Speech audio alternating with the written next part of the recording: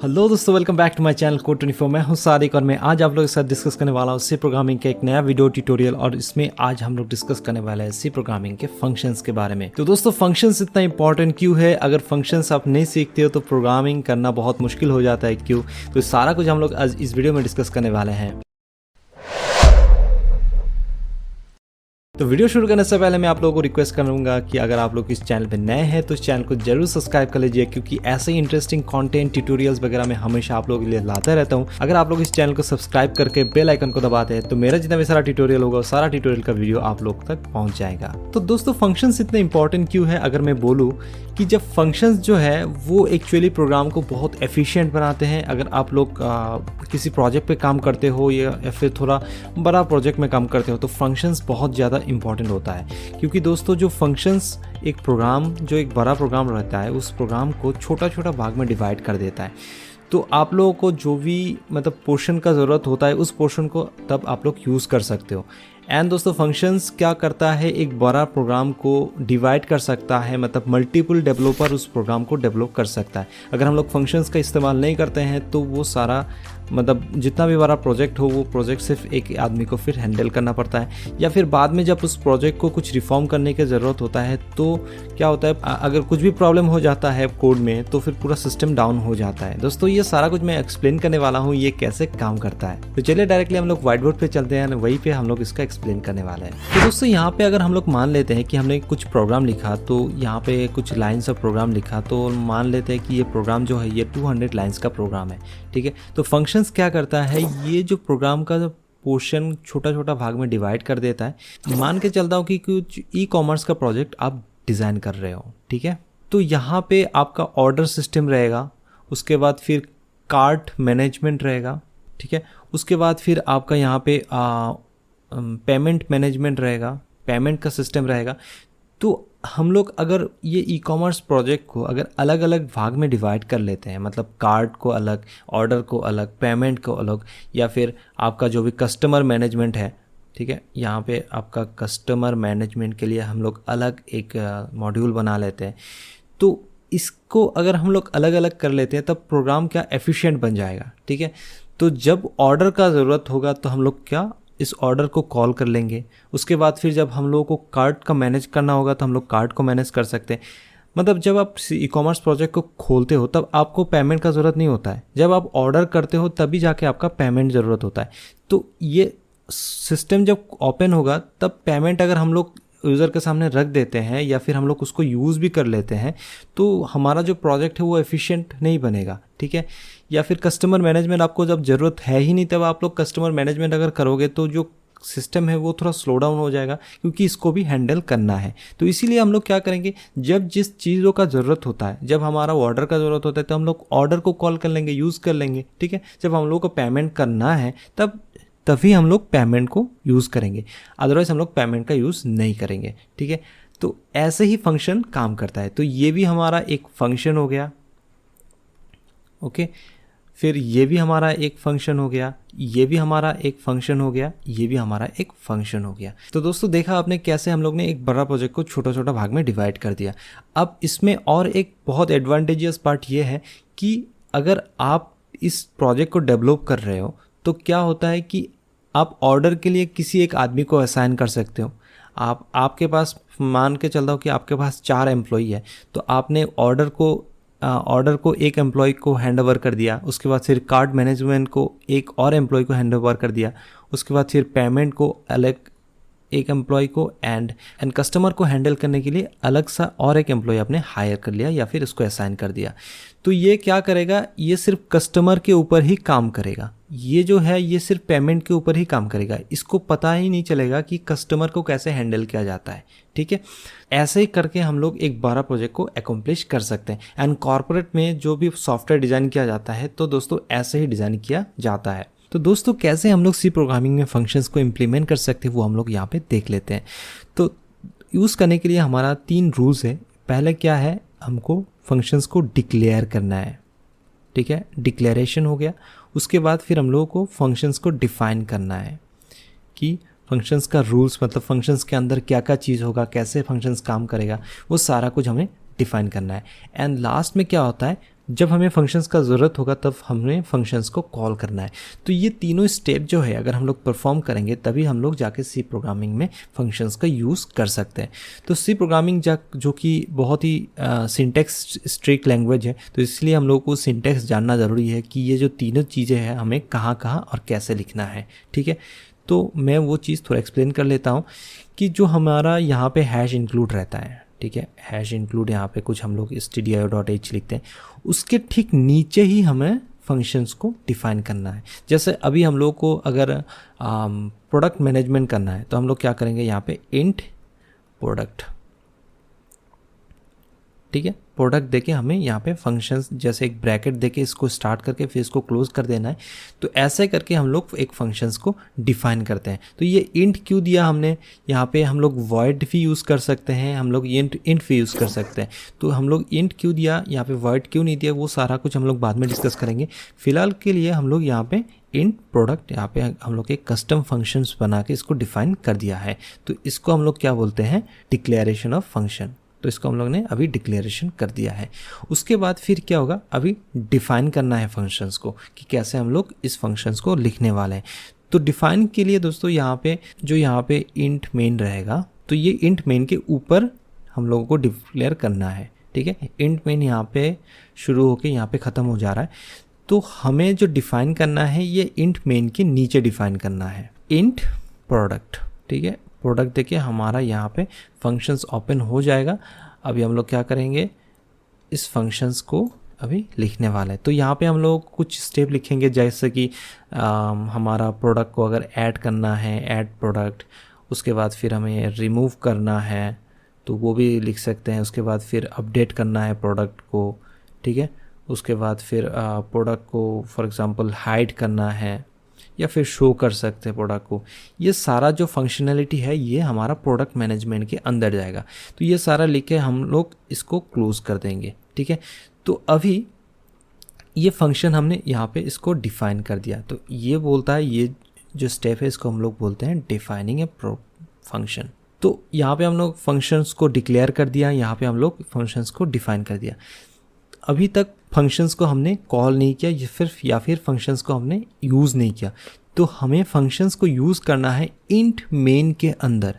ठीक है, तो इंट मेन के अंदर अगर हमें प्रोडक्ट मैनेजमेंट का ज़रूरत होगा तो हम लोग इसको यहाँ पे प्रोडक्ट लिख के ऐसे करेंगे। तो अब ये क्या होगा, इसको हम लोग क्या बोलते हैं, कॉलिंग ऑफ फंक्शन। तो देखिए यहाँ पे सारा कुछ आप लोगों के सामने है, नज़र आ रहा है कि हैश इंक्लूड देके फिर हमें फंक्शंस का डिक्लेरेशन करना है। उसके बाद फिर हम लोग मेन के अंदर इस फंक्शंस को कॉल करना है। जब तक हम इस फंक्शंस को यहाँ पे नहीं लिखेंगे तब तक हमारा फंक्शंस ये अनइफेक्टेड रहेगा, मतलब कि इसका कुछ यूज़ नहीं है। हमने जो भी डिफ़ाइन करना है वो फंक्शंस मेन फंक्शंस के बाद ही यहाँ पे जाके हमें इसको डिफ़ाइन करना है। एंड इसके अंदर जो भी चीज़ हम लोग लिखेंगे ये तभी यूज़ में आएगा जब हम लोग इसको यूज़ करेंगे। यूज़ का मतलब क्या होता है, कॉलिंग ऑफ फंक्शंस होता है। ठीक है दोस्तों, तो होपफुली अगर तो यहाँ पे और एक फंक्शंस का ज़रूरत होता है हमें। फॉर एग्जांपल अगर हमें यहाँ पे और एक फंक्शंस मान के चलता हूँ कि ऑर्डर मैनेज करना है, ठीक है, यहाँ पे हमारा और एक फंक्शंस का ज़रूरत हो गया, क्या, ऑर्डर। तो यहाँ पे फिर से हमें इसको डिक्लेयर करना है। ठीक है, हमने इसको डिक्लेयर कर दिया। उसके बाद फिर हमें क्या करना है, इस ऑर्डर फंक्शंस को डिफ़ाइन करना है इन फंक्शंस के नीचे। तो हमें फिर से इसको यहाँ पे डिफ़ाइन करना है इंट, फिर हम लोग क्या लिखेंगे, यहाँ पे ऑर्डर लिखेंगे। एंड देन पूरा जो भी होगा, वो ऑर्डर का मतलब ये होगा कि कस्टमर ने कोई प्रोडक्ट को सिलेक्ट किया, उसके बाद फिर उसको कार्ट पे ऐड किया, फिर चेकआउट पे गया, ठीक है, ऐसे वगैरह वगैरह जितना भी सारा काम रहेगा वो हम लोग ऑर्डर के अंदर लिखेंगे। एंड लास्ट में हम लोग क्या करेंगे, रिटर्न 0 करेंगे। ठीक है, यहाँ पे भी हमारा लास्ट में रिटर्न 0 करना है।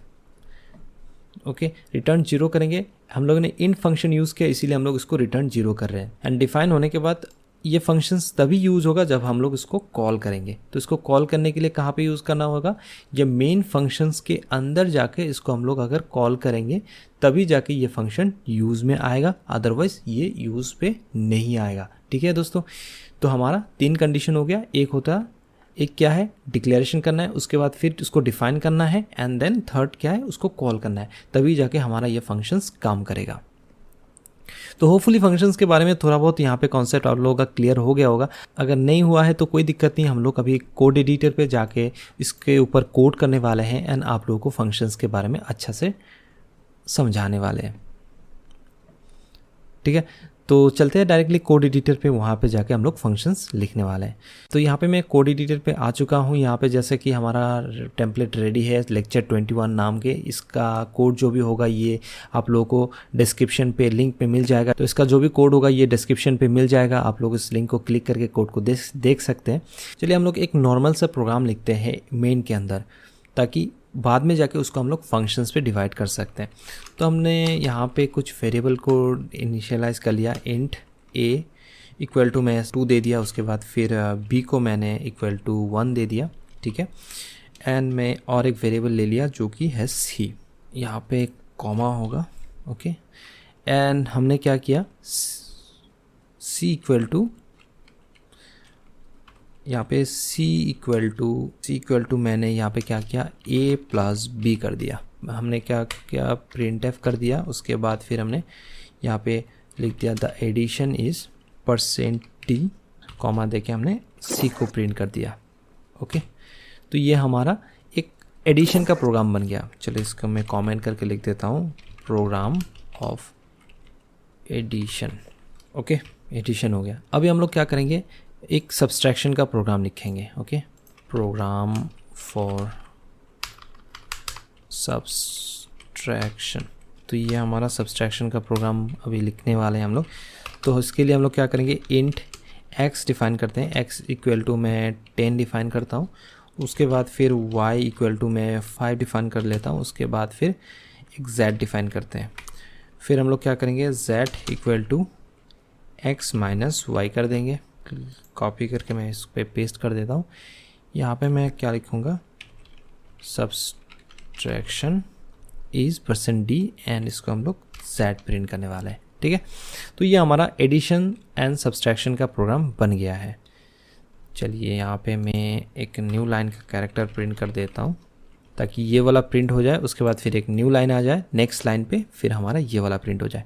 तो चलिए इसको अगर हम लोग अभी रन करते हैं तो क्या आएगा, देखते हैं। तो यहाँ पे द एडिशन इज़ 3। ठीक है, 2 + 1 = 3 ये हमारा आ गया, एंड 10 - 5 ये हमारा 5 आ गया है। ठीक है, तो ये वाला हमारा सब्सट्रैक्शन का प्रोग्राम है, ये वाला हमारा एडिशन का प्रोग्राम है। तो यहाँ पे क्या हो रहा है कि जब हम लोग कोड को ऐसे लिख रहे हैं तो ये जो सी प्रोग्राम है ये सिक्वेंशियली रन हो रहा है, एक लाइन के बाद एक लाइन एग्जीक्यूट हो रहा है। ठीक है, तो इसी के लिए क्या हो रहा है कि हमारा ये भी रन हो रहा है, हमारा ये भी रन हो रहा है। ठीक है, अगर हम लोग चाहते हैं कि नहीं ये जो फंक्शनैलिटी है, मतलब ये जो कोड है, इसको हम लोग एक फंक्शंस के अंदर डालेंगे एंड इसको हम लोग तभी कॉल करेंगे जब इसका ज़रूरत होगा। ठीक है, तो इसीलिए हम लोग इसको एक ऐड फंक्शन के अंदर डालते हैं एंड इसको हम लोग एक सब्सट्रैक्ट फंक्शन के अंदर डालते हैं। तो इसके लिए हमें क्या करना होगा, हमें फंक्शंस को पहले डिफ़ाइन करना होगा। तो हम लोग फंक्शंस को कहाँ डिफ़ाइन करते हैं, ये #include एंड int main के बीच में। ठीक है, यहाँ पे हम लोग को फंक्शंस को डिफ़ाइन करना है। तो अभी हमने यहाँ पे int ऐड करके इस फंक्शन को डिक्लेयर कर दिया एंड int सब करके हमने इस वाला फंक्शंस को डिक्लेयर कर दिया है। तो अभी फंक्शंस को हमें डिफ़ाइन करना है कि फंक्शंस के अंदर क्या रहेगा क्या नहीं रहेगा, वो सारा कुछ हमें अभी लिखना है। तो वो कहाँ करेंगे हम लोग, ये void main के नीचे, मतलब int main जो फंक्शंस है इनके नीचे करना है। ठीक है, तो इनके नीचे हमें क्या करना है, इंट ऐड कर दिया यहाँ पे हम लोग। तो ऐड के अंदर हमें क्या डिफ़ाइन करना है वो हम लोग ऑलरेडी डिफ़ाइन कर चुके हैं इसके अंदर। तो इसको सिर्फ हमें यहाँ पे कट करना है एंड यहाँ पे पेस्ट कर देना है। एंड फिर से अगर हम लोग इंट सब फंक्शंस को डिफ़ाइन करना है तो कैसे करेंगे, हम लोग यहाँ पे ये जो चीज़ है इसको हम लोग कट करेंगे एंड यहाँ पे हम लोग इसको पेस्ट कर देंगे। ठीक है, तो ये हमारा फंक्शंस बन गया है। तो ये वाला हमारा एडिशन वाला फंक्शन बन गया, ये वाला हमारा सब्सट्रैक्शन का फंक्शन बन गया है। ठीक है, तो या अभी अगर हम लोग इस प्रोग्राम को रन करते हैं तो देखिए दोस्तों क्या आएगा आउटपुट। तो आउटपुट में हमारा कुछ नहीं आया, सिर्फ एक प्रिंट जो न्यू लाइन है वो हमारा प्रिंट हो गया है। तो इसका मतलब ये हुआ कि हम लोग ने डिक्लेयर कर दिया है, उसके बाद डिफ़ाइन कर दिया है, लेकिन हमने इसको कॉल नहीं किया, मतलब इसको यूज़ नहीं किया। ठीक है, तो यूज़ करने के लिए हमें क्या करना होगा, void main के अंदर जाके इसको कॉल करना पड़ेगा। तो कॉल हम लोग कैसे करेंगे, इसका जो नाम है int add, तो int सिर्फ ऐड को हमें अभी कॉपी करके या फिर हम लोग ऐड करके लिख के फिर ऐसे कॉल करेंगे। तो अगर इसको हम लोग कॉल करेंगे तो देखिए दोस्तों क्या आएगा हमारा आउटपुट, यहाँ पे हमारा आ रहा है क्या, द एडिशन इज़ 3, मतलब ये वाला जो भी फंक्शन है ये हमारा एग्जीक्यूट हो रहा है। उसके बाद फिर हमारा प्रिंट न्यू लाइन ये रहेगा। फिर हम लोग क्या करेंगे, जो सब्सट्रैक्शन का कोड है, जो सब्सट्रैक्शन का फंक्शन है उसको हम लोग कॉल करेंगे। तो वो क्या था, सब। तो अगर इसको मैं यहाँ पे रन करता हूँ तो क्या आएगा, यहाँ पे देखिए addition is 3 and subtraction is 5 आ रहा है। मतलब यहाँ पे एडिशन वाला फंक्शन हमारा रन हो रहा है। तो ये कहाँ से रन हो रहा है, यहाँ पे पूरा इसका डिफ़ाइन किया हुआ है कि एडिशन के अंदर क्या क्या होगा, ये सारा कुछ यहाँ पे डिफ़ाइन किया गया है। तो ये सारा कुछ यहाँ पे रन हो रहा है।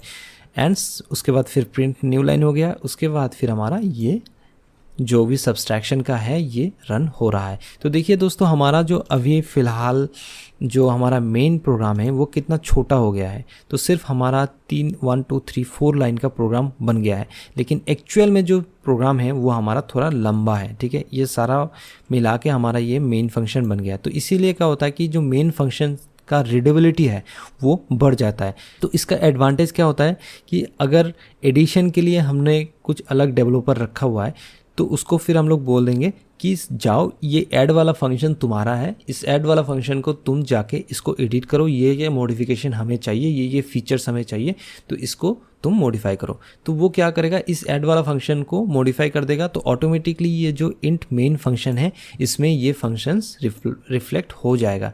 तो ये फीचर्स ऑटोमेटिकली यहाँ पे ऐड हो जाएगा। तो हमारा मेन फंक्शंस के अंदर कुछ भी हाथ नहीं लगाना है। ठीक है दोस्तों।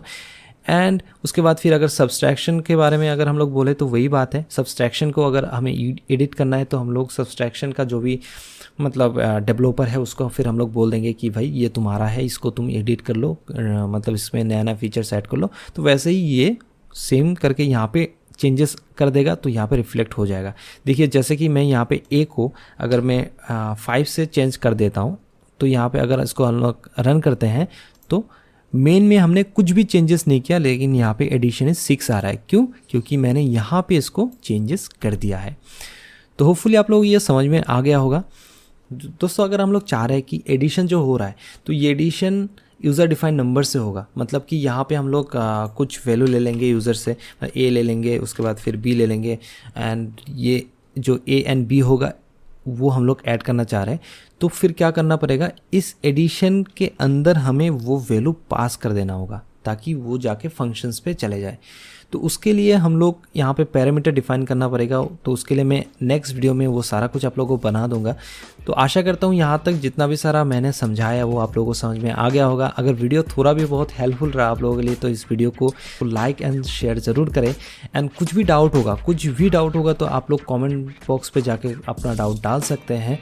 एंड मैं आप लोगों को असाइनमेंट देता हूँ कि ऐसे ही आप लोगों को डिवीजन एंड मल्टीप्लिकेशन का 2 फंक्शंस और बनाना है एंड बना के यहाँ पे आप लोगों को ऐड करके फिर कमेंट बॉक्स पे आप लोगों को पेस्ट कर देना है। अगर आप लोग चाहे तो अपना रेपल बना के वहाँ पे भी आप लोग कोड करके उसका लिंक कमेंट बॉक्स पे डाल सकते हैं। जो भी कोड को करके कमेंट बॉक्स पे डालेगा उसको मैं शाउट आउट देने वाला हूँ अपना इंस्टाग्राम हैंडल से। तो होपफुली आप लोग एक्साइटेड है इस प्रोग्राम को लेके। मिलते हैं फिर अगले वीडियो में। Till then this is Sadiq signing of.